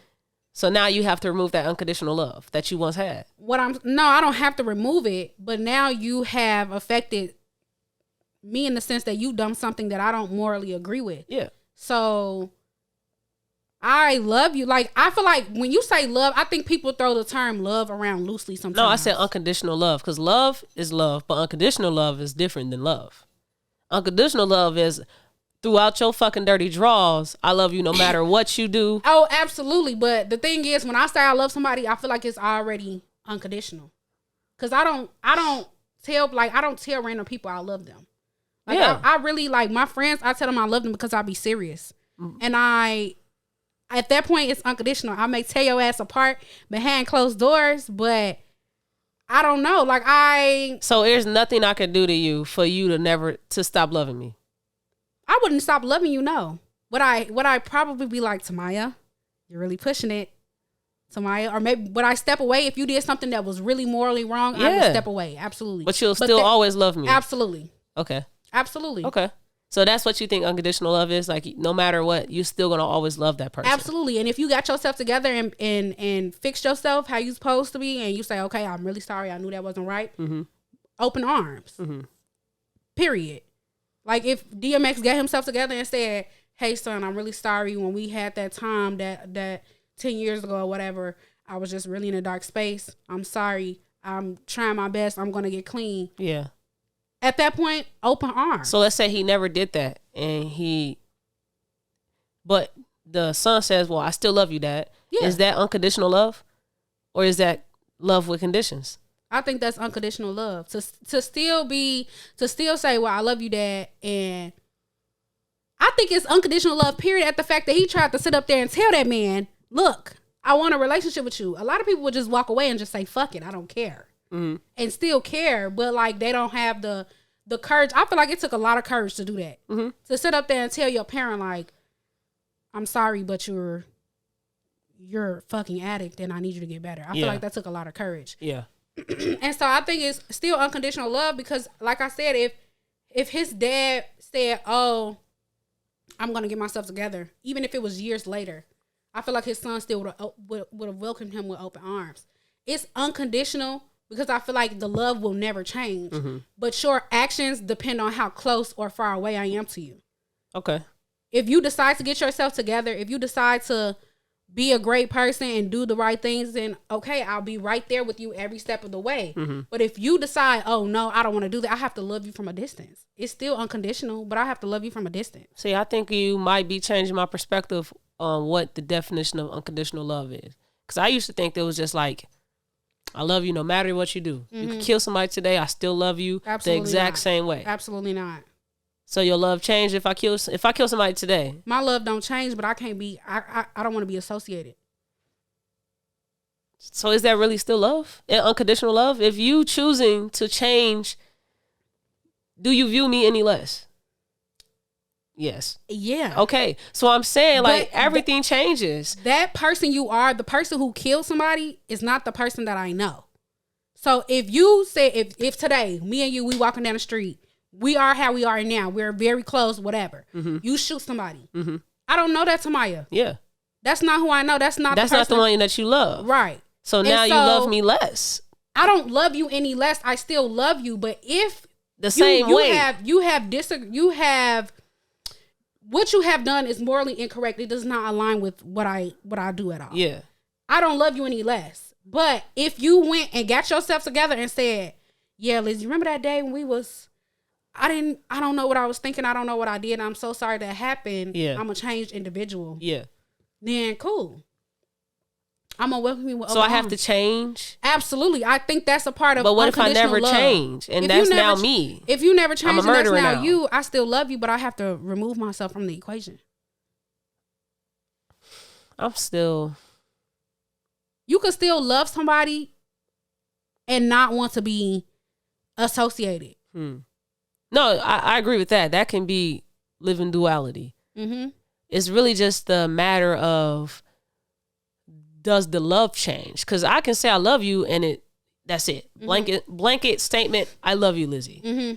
But that doesn't mean that the love is the exact same way of when I loved you at the highest. Right. Of like, damn. Because when you're in love with somebody and then you just love them, mm-hmm. I feel like you can be in love with friends and platonic relationships like, this motherfucker right here is my for lifer. Mm-hmm. And then they do something that's crazy. And you're like, dang, man. I don't know if I love you the same as when I was like for lifer, but I still love you. It's just not that hard dying love. Well, I think that's a little different though. Maybe it's just y'all don't see eye to eye no more. And I feel like that's okay. Maybe the love really wasn't unconditional. You know what I'm saying? That's why I asked you the question, do you think unconditional love is long lasting? I think it's long lasting, but I think we have to be careful with who we say we have unconditional love for. Okay. Because like you can't say like, oh, I have unconditional love for, I don't know. Or maybe you do say it and you realize, okay, like maybe I don't. Yeah. Or maybe this person we're growing apart or whatever. Mm-hmm.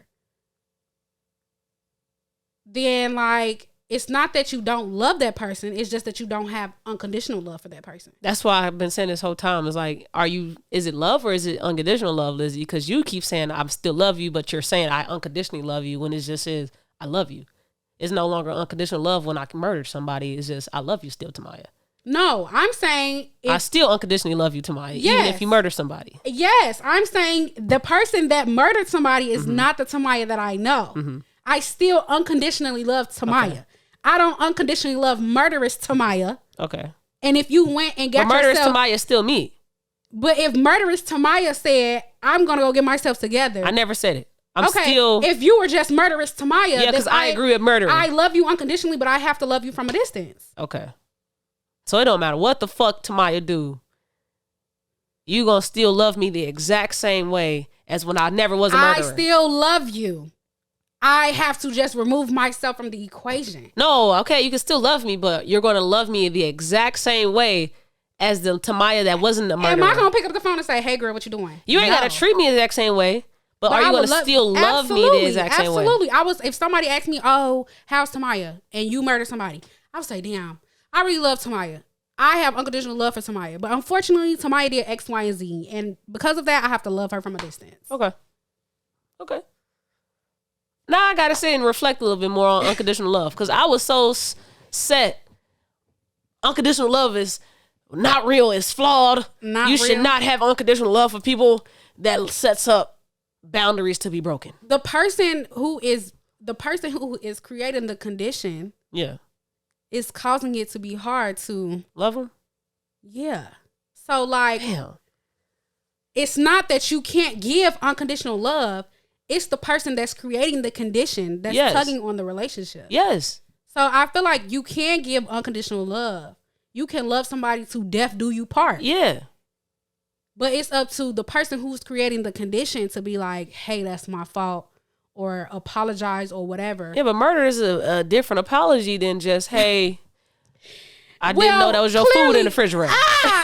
Clearly, you have to go through more than just an apology. You have to get help. You have to do whatever you need to do. Whatever it is that you conditioned, you created. You have to go through the correct routine, process, whatever, to heal from that. Yeah.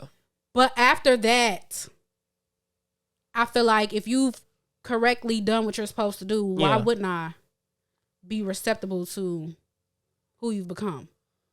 And open you back into your welcome arms. Well, I don't think that the way people view forgiveness, I don't think I need to believe in that way. Like, forgive no matter what, so that your heart is cleansed. I don't know.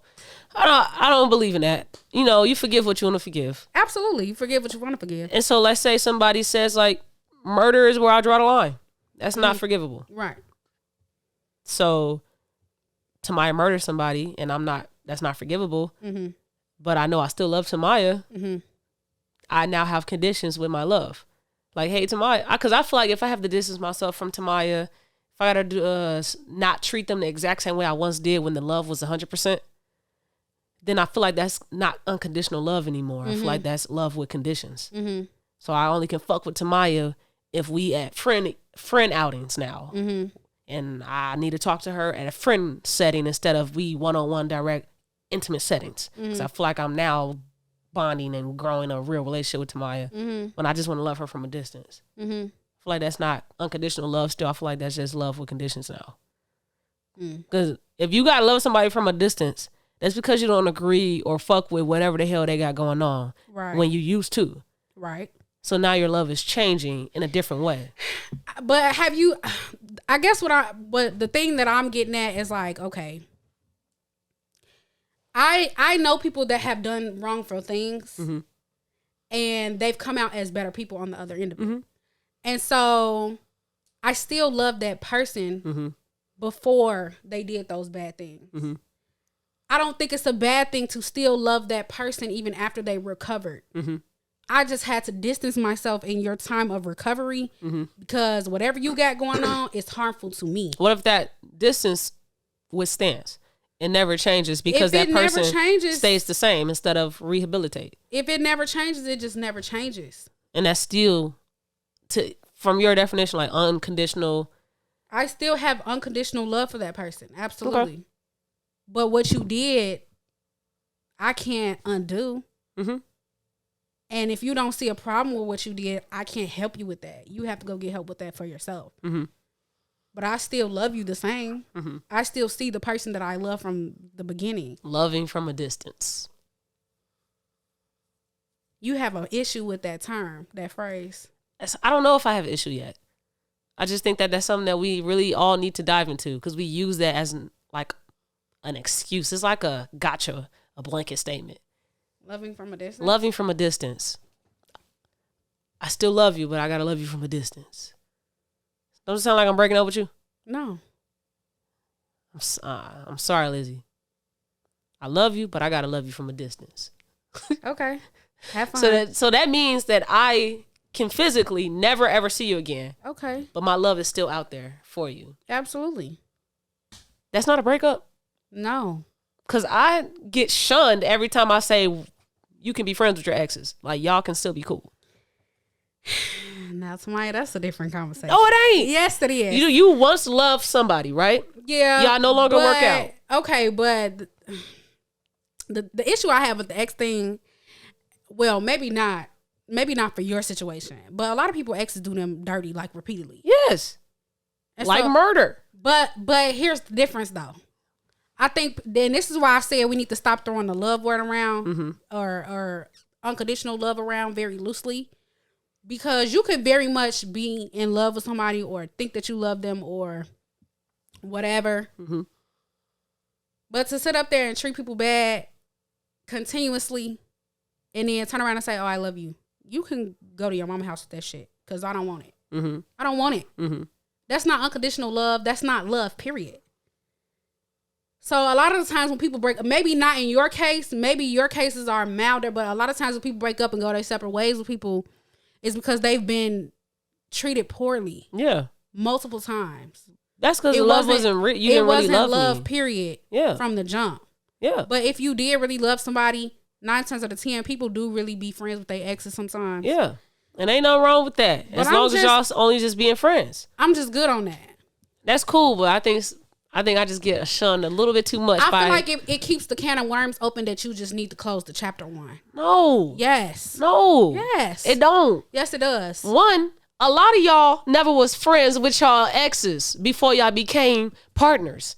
That's the issue then. So y'all didn't have that friend foundation to rely back on when y'all no longer are intimate anymore. Mm-hmm. And so you be like, oh, that's weird. You're friends with your exes because you never was friends with your exes before. So you don't know how it feels to now just go back to being platonic. I don't know if you can go back to being platonic. You can. No, you cannot. You just choose not to because you still love. Because I have exes that didn't want to do it. Mm-hmm. They wanted to, I don't want to be in your life if I'm not your girlfriend. Mm-hmm. So obviously I can't do it with you because I don't want you to be my girlfriend anymore. I just want to be your friend again. What I'm saying is you probably can. Yeah. But it's not. If there's always a party in the situation that is not with it completely. They'll say they're with it, but then every once in a while it be some shit. Mm-hmm. And I just can't get with that. It keeps a can of worms open that you just need to close. I want to have a relationship where I don't, because the next relationship I would like for it to be, the one. But like, if I have relationships and they're not working out, I would like to finally have a successful friendship with the ex so that I can prove a point. Tamaya. One of you motherfuckers is gonna love me. Are you kidding me? And go back to being my friend. And that's going to be a real friendship. It's also just like about your partner too. Like the person that you're with next. Yeah. What if they don't fuck with we get all that. We get all that. Yeah, whatever. Okay. I think that takes growth and maturity for you to not even growth and maturity, but just like the narrative to change. Because the narrative has always been the same. Exes can't be friends. But I don't care if your ex was the greatest person on earth. I don't care to see your ex and be key king in my living room because that's your friend now. Okay. I don't think that is like the most realistic way to have a friendship with your ex. You said friends. Yeah, but some friends are just, we're going to go get brunch friends. And some friends are, I bring you home to my family. My mama know you. So it's different friends. So you want to get brunch with your ex by yourself? And that's a hell no for me. It's a big ass hell no. See, I've had my past with being friends with people that like me. Mm-hmm. So I know that I'm not the best example to vouch for this to be real. And I'm growing from all of this. Okay. It's a hell no. It's a hell no. I get it. It's not that I don't trust my partner. I don't trust the person. I get that. I don't trust the other person I to get it. keep it platonic. Yeah, but you can at least allow your partner to try it first. Some people like, oh no, I ain't with no motherfucker that's too friendly with they. And I'm that person. Well, I think you're stuck. Because the moment you sit down at the table and you compliment my nigga, I'm beating your ass. I'm fucking beating your ass. That's what friends do. Not an ex-friend. You know the reason why I'm not back with my exes? Because I don't see them sexually in the same way I used to. Okay. You're not cute to me anymore, sis. That's fine. And so I personally have friends that I don't think is fine, sexy. You hoes be tripping. Like, come on, bat you in your shit. Walk you like a dog, beat your ass till you bro, piss. whatever. Period. If I say, hey, ex, I'm not gonna call them ex, we're friends now, but like, if I'm like, ex, you look cute today. Okay, that's fine. It ain't because I think you actually. That don't sound bad. But it be the flirting shit. It be the too much. Okay, I get that. Yeah, I can't do that. I don't do that. I can't do that. You don't do it. But it's the other person. Because I'm trying to change the narrative. I'm trying to change the narrative. A lot of people, they do be fucking around. Right. I'm trying to change the narratives. You know, Charlamagne said black men don't cheat. Exes can be friends. I'm really finna bat you in your shit now. Hashtag Charlamagne is full of it. Hashtag exes can be friends.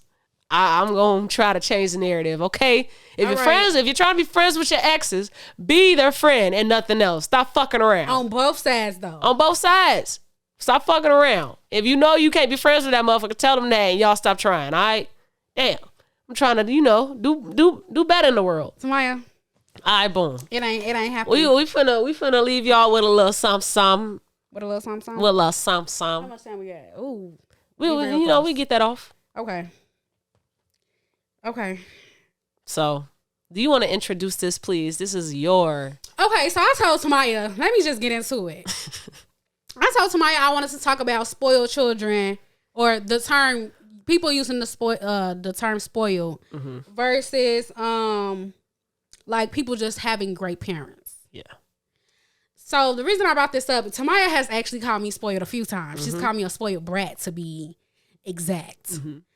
And I've seen this debate on social media a few times where like people will say, oh, people call me spoiled, but I wasn't born with a silver spoon in my mouth.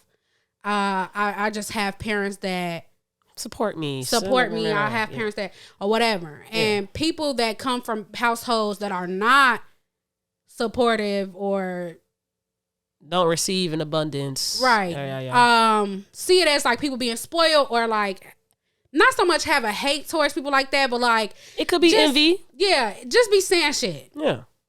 Or are accepting of the bullshit that they experienced growing up. Or they feel like that your methods of how you get by is not going to set you up the most successful way in the end when you're literally on your own. Yeah. Yeah. I get it. So the reason I wanted to talk about it is just because I think there's two sides to the spectrum. One, do I feel like I was spoiled? I feel like I was spoiled in the sense of like getting away with shit. Okay. Like I did some stuff that I probably shouldn't have got away with. I ain't gonna lie when it comes to that. I probably should have got in trouble. I probably should have got my ass beat a lot more times, but I didn't. So in that sense, okay, maybe I did get away with a few stuff. But I'm a middle class citizen. My family is middle class just like everybody else is. Middle class? You think you middle class? I think so. We gotta check the statistics because am I missing it? Isn't your family middle class too? Hell no. Low class. Oh. Poverty. You gotta check the statistics, my man. You gotta check the threshold. Whoa. Okay. Well, I think I came from a middle class family. Yeah, you could think so. I don't know. Yeah, no, I'm saying like it makes sense for you to think so. Yeah, I don't know for sure. But if you base it off of what America says is middle class, it's pretty high. I'm curious to know now. Yeah, I remember growing up, poverty was like low. Like the dirt of dirt was like 26,000, not 26, but like a little bit lower at 26K. Family household income. Right. So that's two people, and then like it's not. After poverty, it's like low class, then middle class, then yada, yada, yada.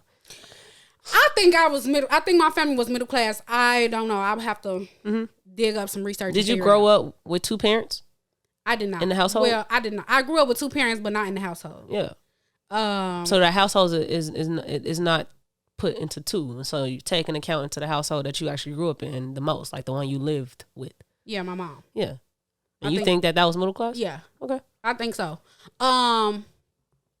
And we still struggled. Mm-hmm. I did not by any means get it out the mud. Mm-hmm. Did not. I mean, I've never, you will never hear me say, oh, I came from the trenches, I got it out the mud. Never. That's because I didn't do that. Mm-hmm. Did I come from the Wild Hundreds? Absolutely. But I will never, ever say that. I never have claims to fame with that. Mm-hmm. But we still had our struggles. And I think that's what people like be looking at me like, oh, you're so spoiled. Girl, I got told no a few times. Mm-hmm. I'm not spoiled. A few times. And my mama made a lot of sacrifices. I think it just come down to priorities and sacrifices. Like my mama, I think my mother, my parents, period, my mom and my dad, I think say that for another day. I think my mama and my daddy both understood remember last episode we talked about lifelong contracts. Like kids are lifelong contracts. Mm-hmm. I think they both understood that in the sense that like they made sacrifices to ensure that I could do the stuff that I wanted to do. Mm-hmm. And I went to private high school. Yes, you did. I did. Mm-hmm. But it was very hard for me to go there. When I went there, tuition was $10,000 a year. Mm-hmm. And so my sophomore year or my junior year, I almost didn't even return. I had to make a GoFundMe. Yeah. So that I could go back. Yeah. We struggled in those 4 years that I was there. And so it was not by any means easy. And I feel like when people see that you have parents that are supportive, they equate it with spoiled. Mm-hmm. I was just telling my friend or whatever, there's no reason why kids have to move out and get it out the mud. Mm-hmm. There's no parent literally giving your child clothes on your back, food to eat, a house or whatever is I'm sorry y'all, bare minimum. It's the bare minimum. And like my mama would say sometimes when I'm growing up, like, oh, I could have gave you up for adoption, or oh, you need to be grateful. Parents say that all the time. Mm-hmm. But the reality is that you will be running away from your responsibilities if you did those things. Mm-hmm. If you gave me up for adoption, or if you didn't want to have nothing to do with me, if you gave me away to a foster home, if you would be running from your responsibilities. So do you want to be that person? Mm-hmm. I don't think you want to be that person. And so giving your children the clothes on the back, food on the table, head over their house, hot water, electricity. I'm sorry, but I didn't ask to be here. I mean, they need it too. That you gotta eat too. So that fucking part. I will hope you'll give me some crumbs, nigga. Damn. And you also brought me into this world that I did not ask to be in. So as a parent, I feel like that's the least you could do. Yeah, that's what you're supposed to do. That's what you're supposed to do. In order to survive. I'm very grateful for it. Let's be clear. I'm very grateful for it because it could be the opposite way around. Yeah. We could be, you know what I'm saying? But I just hate that people see supportive parents and say, oh, you're spoiled. Yeah. Instead of saying, oh, I wish my parents were like that. Because essentially, that's what you're saying. You're projecting. No, I don't think that's always the case. Not always, but a lot of times people are projecting. Mm-hmm. They're saying like, oh, you're spoiled. You get everything you want. No, I don't. Mm-hmm. We actually struggle too. My mama just made different sacrifices that maybe your parents didn't make. Mm-hmm. Or they couldn't make too. Or they couldn't make. Mm-hmm. If they couldn't make it, that's okay. Mm-hmm. I'm not saying I'm any better than you. Yeah. Never have I ever said that. Yeah. I just want people to get away from the notion that like people that have supportive parents are like spoiled. Mm-hmm. Cause I'm not. Like I said, I might be spoiled with getting away with stuff. But money did not grow on trees for me. Mm-hmm. By any means. This girl just put her gym shoe on my couch. That ain't spoiled. Cause what household you grew up in that allowed you to do that? Girl, that's just y'all people being toxic. Why I can't put my foot on the couch? You pay for this couch? Here you go. You see what I'm saying? You pay for this couch? Absolutely not. So get your motherfucking shoe off my couch. You see how you ain't even supposed to have your shoes on this rug. Y'all just be mad about people be finding anything to be mad about. Okay, when I go to your crib, like you ain't got no little sofa cleaner. So you want me to clean behind your dirty ass for putting your shoes on my couch? No. You know, some people like to lay their head on this couch sometimes. Okay. And by some people, you mean you? Yes. Oh, okay. That's fine. But like I was saying, some people didn't raise their kids properly. Anyway, I also want people that feel like maybe they didn't come from spoiled households. Maybe they did have to get it out the mud. Maybe they mamas and daddies and whoever was the caregiver didn't have it to give. I want to say, like, understand that even if they didn't have it to give, even if they didn't, if you are a person that goes to bats for your family, mm-hmm. regardless of what's going on, don't accept poor treatment mm-hmm. because of you feel like, oh, everybody had to get it out the mud. When you do get it out the mud and you reciprocate out the mud energy, mm-hmm. everybody should reciprocate out the mud energy. Mm-hmm. I shouldn't only be reciprocating out the mud energy and then everybody else is just reaping the benefits. Mm-hmm. And nobody is giving out the mud energy back to you. I get what you're trying to say. So if you don't know what she mean by out the mud, she means, hey, if I'm a Lizzie and I came from the struggle, right, and you live in the same household as me, you also are coming from the struggle. Right. If I'm putting in a lot of work to get us out the struggle, get myself out the struggle, and therefore it could help you get out the struggle, you also need to put in the exact same work, if not more, to also help us all get out this motherfucking struggle. Right. Did I get it? Yeah. Okay. And then when we all get out the struggle, everybody needs to match the energy. So if let's say, get a new apartment. Right. And, I just got a new apartment and this was a big thing. We all, where we just came from. Right. Pour into me. Right. When you get out the place that you just came from and it's the struggle, I'm going to pour into you. Right. It shouldn't be only one-sided pouring into others and you just expect goodness from me getting out the struggle. Right. This hard work ain't just for you, motherfucker. Right. Period. Okay. You got it, friend. All right. Come on, Urban Dictionary. All right, I got you. Come on, let me get my foot off. Niggalations, man. Niggalations. Niggalations. But yeah, I just had to say that because I feel like people be, oh, you're spoiled, and I'm really not. And I feel people when they say I'm not spoiled, I wasn't born with a silver spoon in my mouth. Mm-hmm. Like, I feel like people that are spoiled or people that come from silver spoons, they're automatically born into wealth and they just splurge on shit that don't even make sense. Mm-hmm. Like, you're 16 and you just got a Mercedes Benz. Mm-hmm. You're spoiled. I think spoiled can also be where you don't have wealth. You didn't come from riches, but you have safe havens. Mm-hmm. And those safe havens does not allow for you to grow. Mm-hmm. So if I can always call on my mama to get me out of the mm-hmm. mess I'm putting myself in, and she does it every single time, mm-hmm. I could be spoiled. Mm-hmm. Instead of me having to figure out how to navigate through this world on my own mm-hmm. without my mother being there to save me every single time. Okay, so this is why I disagree with you. Okay. Because, like, for example, I know today, if I got negative $50 in my bank account, I know I could call my mama and say, hey, ma, payday is coming up. Mm-hmm. I got negative $50 in my bank account. Mm-hmm. Can you give me 50 or whatever, and I'll pay you back on payday? Mm-hmm. Yada, yada, woo. Mind you, me and my mama actually do this. Mm-hmm. So I'm not making no shit up. We mm-hmm. actually do this sometimes because my shit be in a negative. Anyway, manage your business. Manage your pockets. Manage your pockets. Anyway, because I'm going to still use Klarna Afterpay. Oh, okay. Bro, get your shit off. Anyway, but if I call my mama and say, hey, I need $50, she's probably just going to come through for me. Uh-huh. I'm going to pay her back. But I feel like there's other ways to teach your kid responsibility.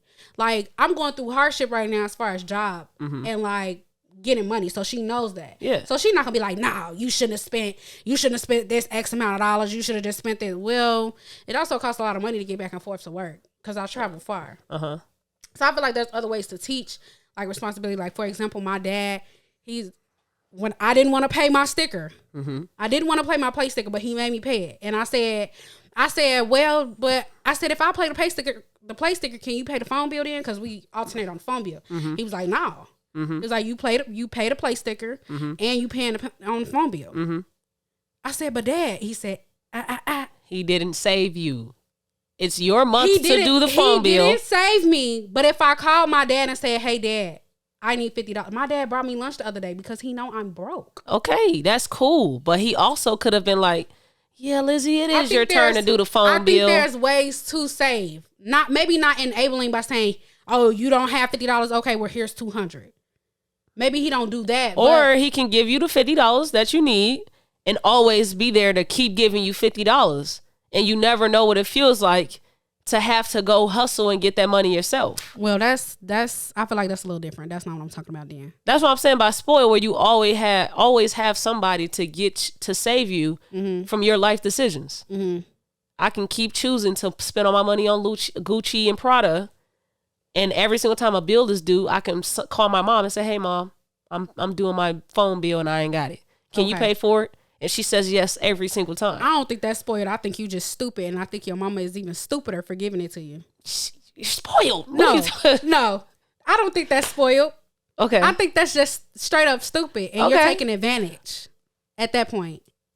Well, I think spoiled is people who just just don't have to struggle about nothing. All right, before we sign off, because we're about to sign off, let's look up what Webster thinks spoiled is, because we can have our definitions. That's all what it is with the English language, is our opinion on what we want the definition to be. I just think spoiled is like... So we're going to go off Webster and see what they say. People that abuse it, and they just... Well, say it out loud. It is an adjective. Move it closer. I can't see it. It is an adjective. It says... harmed in character by being treated too leniently or indulgently. Indulgence. Spoiled. Meaning you can keep having a safe haven, something to save you, and you take advantage of it. Okay, sure. But I think that is not spoiled. I think that is taking advantage. But I think there's a difference. Taking advantage is indulgence. Yeah, but I think there's a difference between taking advantage and abusing somebody for helping you and being spoiled. Spoiled is just somebody just constantly giving it to you. Like, because they don't have to have a reason. Okay, so let's just take out the part of me knowing that I can call my mama to always give it to me. Mm-hmm. My mama just wants to just keep paying for my bills. Okay. I never asked her. She pays for it. So now that's spoiled because I never asked for it. Yeah. So you don't have to ask you for anything. You didn't ask your dad to pay for that plate?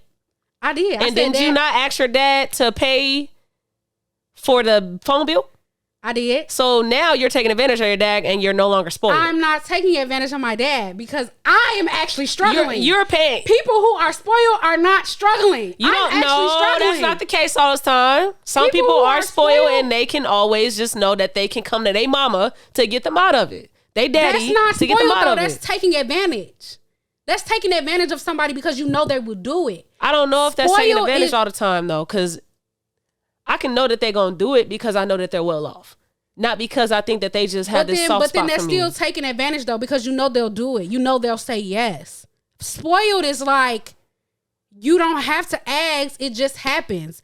Like the people that have like the big My Super Sweet 16 things or whatever on TV. They get in Jeeps. They get in Mercedes because their family is wealthy. They have it like that. Cool. So people that aren't wealthy, they can't be spoiled. They can only be I'm not saying taking advantage of people. I'm not saying that people that aren't wealthy can't be spoiled. You absolutely can be. But when you knowingly know that somebody is going to continually say yes, I feel like at that point you're just taking advantage. You're making the same mistakes on purpose. Okay. Cognitively, knowing that you're making these same mistakes because you know somebody will cover your ass. That's taking advantage. Okay. I think being spoiled is something completely different from taking advantage. Okay. Hey, man, I didn't create the English language. I speak nigalations. Are you kidding me? So you could be right. We know directory. I don't know. But I'm choosing my own definition. I don't know, y'all. I just feel what y'all think, man? What is being spoiled? That's the question of the week. What is being spoiled? What is being spoiled, and do y'all feel like being spoiled has a negative connotation? Because I feel like it's being spoiled a bad thing. Can it be a good thing? I think it does. What is your thoughts on being spoiled? Let us know, man. Period. All right. That's the episode. Period. Episode 14. Make sure you like, comment, subscribe, and hit that bell. And give us that rating on where you get your podcast, man. Thank you. Period.